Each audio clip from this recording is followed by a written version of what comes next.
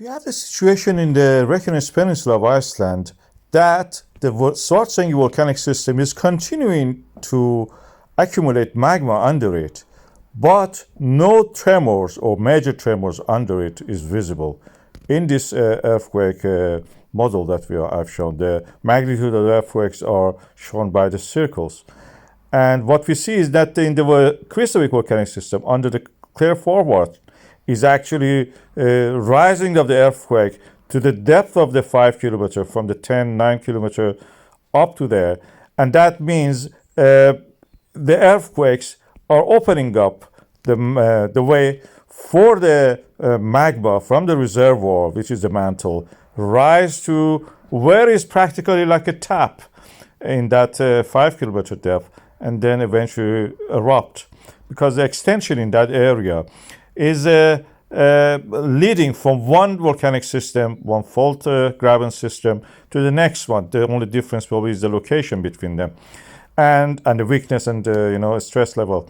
And when the cracks open up and the magma can actually flow through it freely because it has pressure, is under pressure from within the mantle and the crust over it, and is hot also, it can rise and melt and form a magma which can erupt through the different grabens. Every one of those grabens is a volcanic system. So Krýsuvík is actually more likely now to have a magma accumulation under it, gathering pace. We see it in the tremors map, as you can see, from the Reykjanes Reach to the Reykjanes Peninsula. We have most of the earthquakes concentrated in the middle of the image. You can see that they come in cluster. And some may say it's related, and I was one of those people, related to the tides. And we are in the full moon. Of course, we can say in the full moon, machinery is working and the ships are running as normal every 6 hours. The moonlight helps the werewolves, or is encouraging the human beings to come out and just do the work. So we see this caterpillar effect.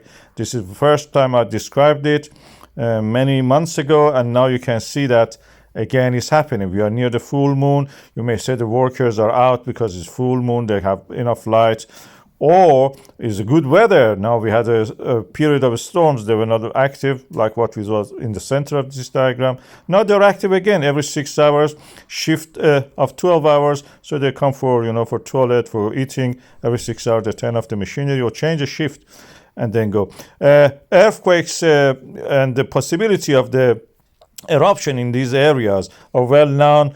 I think that probably it will be again in the north most likely, then probably around the area in the Hagafell, Sundunka craters, and more or less likely toward the Grindavík or toward the seas to the west side of the Grindavík.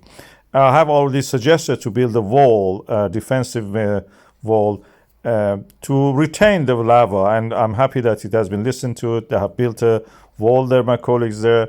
Is magic. And I suggested, based on the experience of the Iranian people, to contain the fluids, not just water, mud flows and other things. They build this kind of berms or walls along the pathway of the whatever fluid is coming, to build similar things for the Grindavík, and probably abandon the central part, which is more likely to have a eruption in the case that it happens, and gradually transfer the infrastructure to the east and west side of this central part of the graben. We have a peninsula there which can be used and is again having access to the harbor.